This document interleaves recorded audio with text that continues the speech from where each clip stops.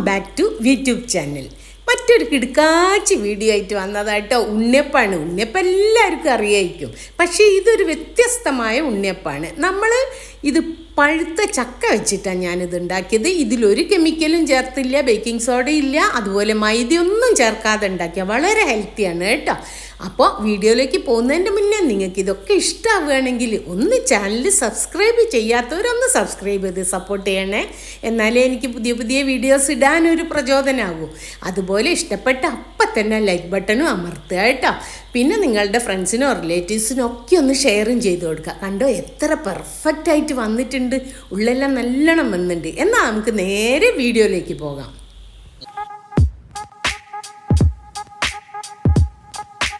ഇത് നല്ലപോലെ പഴുത്തിയ ഒരു വരിക്കച്ചക്കയാണ് കേട്ടോ. വരിക്കച്ചക്കയാണ് ഇത് ഉണ്ടാക്കാൻ നല്ല. അപ്പം ഞാൻ അത് മുറിച്ച് അതിൻ്റെ ചുളയൊക്കെ പറിച്ചെടുത്ത് കുരുയെല്ലാം മാറ്റി ചെകിണിയെല്ലാം മാറ്റിയ കേട്ടോ.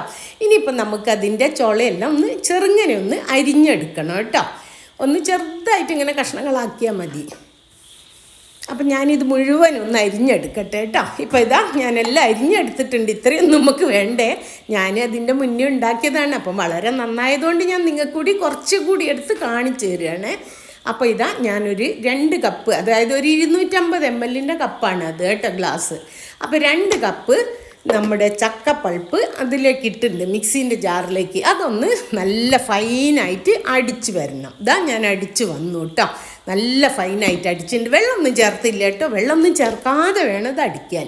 ഇനി നമുക്ക് അതിലേക്ക് ആഡ് ചെയ്യേണ്ടത് ഇതാ ഞാനൊരു 2-3 മണിക്കൂർ കുതിർത്ത് വെച്ച പച്ചരിയാണ്. അതേ ഗ്ലാസ്സിൽ തന്നെ 1 ഗ്ലാസ് പച്ചരി ആദ്യം ഇടുന്നുണ്ട് കേട്ടോ.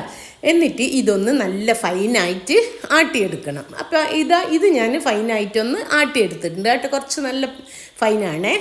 ഇനി നമ്മൾ എന്ത് ചെയ്യണം, 1 കപ്പും കൂടെ പച്ചരി ഇടണം. നിങ്ങൾ വിചാരിക്കും എന്താ 2ഉം കൂടി ഒന്നിച്ചങ്ങ് ഇട്ടോടെന്ന്. അത് ശരിയാവില്ല കേട്ടോ. ഈ രണ്ടാമതാട്ടുന്ന നമുക്ക് അത്ര ഫൈനാവേണ്ട, കുറച്ച് തരിയൊക്കെ വേണം കേട്ടോ. നമ്മളെ പുട്ടിൻ്റെ തരി പോലെയൊക്കെ കുറച്ച് തരികൾ വേണം. എന്നാലേ നമ്മളെ അപ്പത്തിന് നല്ലൊരു ടെക്സ്ചർ വരും, നല്ലൊരു ടേസ്റ്റും വരും കേട്ടോ. അപ്പോൾ ഇതാ ഞാൻ 2 ആട്ടിയെടുത്തു. ഇനിയിപ്പോൾ അത് ഒരു ബൗളിലേക്ക് മാറ്റുകയാണ് കേട്ടോ. മിക്സിയിൽ മുഴുവൻ വടിച്ചെടുക്കണേ. അതുപോലെ വടിച്ചെടുത്താക്കുക, വെള്ളമൊന്നും ആക്കരുത് കേട്ടോ. അപ്പോൾ അതവിടെ ഇരിക്കട്ടെ കേട്ടോ. നല്ല തിക്ക് പേസ്റ്റ് ഉണ്ട്. അതിൽ ലേശം ഇത് തരി ഉണ്ടല്ലോ, അത് വേണം നമുക്ക്. ഇനിയിപ്പോൾ ഞാൻ ഇതിലേക്ക് ഒരു 100 ഗ്രാം ശർക്കര എടുത്ത് കേട്ടോ. അപ്പോൾ അത് ഉരുക്കാൻ എളുപ്പത്തിന് നമ്മളെ ചെറിയ ഉരുക്കല്ലുണ്ടല്ലോ, അതിലിട്ടൊന്ന് കുത്തിച്ചതുക്കി കൊടുക്കുക കേട്ടോ. എന്നാൽ പെട്ടെന്ന് നമുക്ക് ഉരുക്കിയെടുക്കാം. ഇനിയിപ്പോൾ അതിലേക്ക് ഞാൻ ഒഴിക്കുന്ന ഒരു 1/4 ഗ്ലാസിൻ്റെ മേലെ വെള്ളം, ഒരു 100 ml വെള്ളം കേട്ടോ. അത്രയോ വേണ്ടുള്ളേ. 100 ml വെള്ളം ഒഴിച്ച് നല്ലോണം ഉരുക്കിയെടുക്കുക.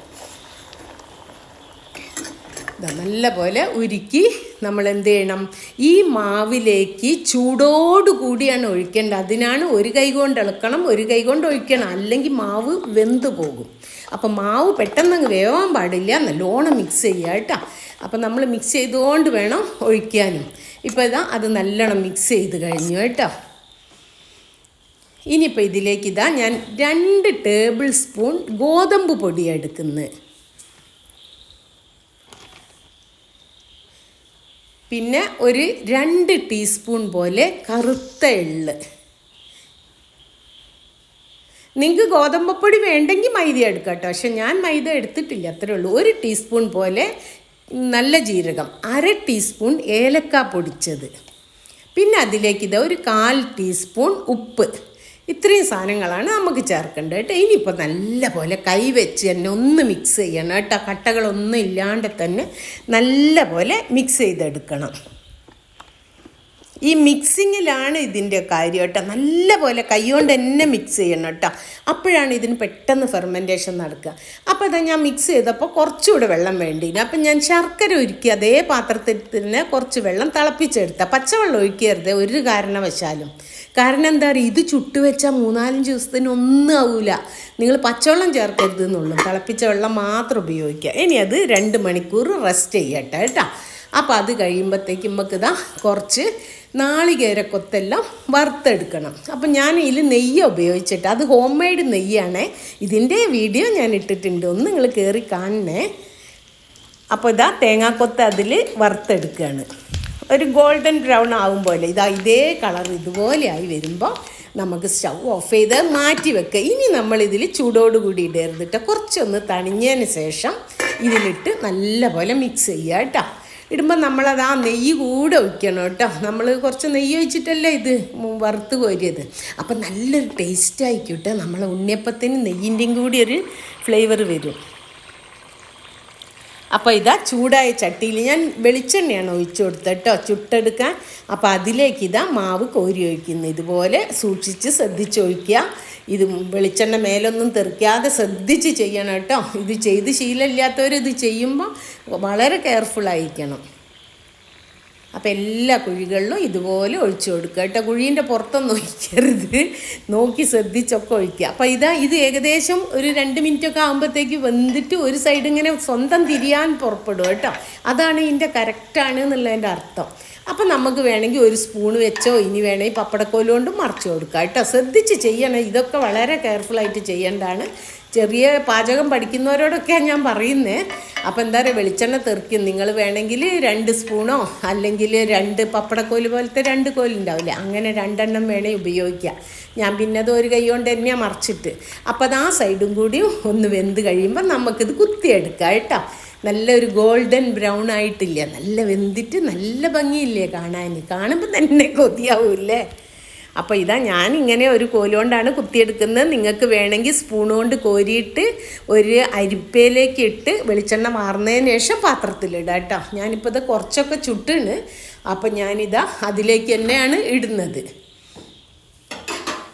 ഇനിയിപ്പോൾ ബാക്കിയുള്ളതും കൂടെ ഇതുപോലെ നമ്മൾ ഒഴിച്ച് ചുട്ടെടുക്കണം കേട്ടോ. അപ്പം രണ്ടാമതും ഒഴിക്കുന്നത് കാണിക്കാൻ കാരണം എന്താ വെച്ചാൽ ഇപ്പം ഞാൻ സ്പൂൺ വെച്ചല്ലേ തിരിച്ചിട്ടത്. അപ്പോൾ ഇനി വേറൊരു മെത്തേഡിൽ തിരിച്ചിടുന്നുണ്ട് കേട്ടോ. അപ്പോൾ അതുകൂടി ഒന്ന് കണ്ടു നോക്കുക നിങ്ങൾ കേട്ടോ.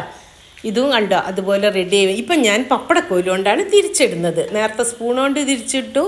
ഇപ്പം ശരിക്കും ഇത് 2 എണ്ണം വേണം. 2 പപ്പടക്കോലുണ്ടെങ്കിൽ മേലൊന്നും തെറിക്കാണ്ട് നമുക്ക് തിരിച്ചിടാം. പണ്ടുള്ളവരൊക്കെ അങ്ങനെയാണ് ചെയ്യുക. 2 കോലുണ്ടാവും അവരിത് ചെയ്യാൻ വേണ്ടിയിട്ട്. അപ്പോൾ അതുകൊണ്ടാണ് തിരിച്ചിടുക. അപ്പോൾ എല്ലാം ഞാൻ തിരിച്ചിട്ടുണ്ട് കേട്ടോ. സ്പൂൺ കൊണ്ട് വേണ്ടവർക്ക് സ്പൂൺ കൊണ്ടും തിരിച്ചിടാം, എന്ത് വേണമെങ്കിലും ചെയ്യാം. പക്ഷേ ശ്രദ്ധിക്കണം, ഇത് കുറച്ച് ശ്രദ്ധിക്കേണ്ട പാചകമാണ്. വെളിച്ചെണ്ണയൊക്കെ തെറിക്കാൻ സാധ്യതയൊക്കെ ഉള്ളത്, അതുകൊണ്ട് വളരെ ശ്രദ്ധിക്കുക. അപ്പം ഞാനിതെല്ലാം ഇങ്ങനെ ചുട്ടെടുക്കട്ടെ. ഇപ്പം എല്ലാം ചുട്ടെടുത്തു കേട്ടോ. ഇത്രയും കിട്ടി എനിക്ക്. 2 കപ്പ് അരിയും 2 കപ്പ് നമ്മൾ ചക്കേൻ്റെ പൾപ്പല്ലേ ഉപയോഗിച്ചത്. അപ്പോൾ വളരെ പെർഫെക്റ്റായിട്ട് വന്നിട്ടുണ്ട്. കാണുമ്പോൾ തന്നെ കൊതിയാവൂലേ. വീഡിയോ ഇഷ്ടപ്പെട്ടാൽ ലൈക്ക് ചെയ്യാൻ മറക്കല്ലേ കേട്ടോ. വളരെ സോഫ്റ്റാണ് ഇതിൻ്റെ ടെക്സ്ചർ കണ്ടോ നിങ്ങൾ.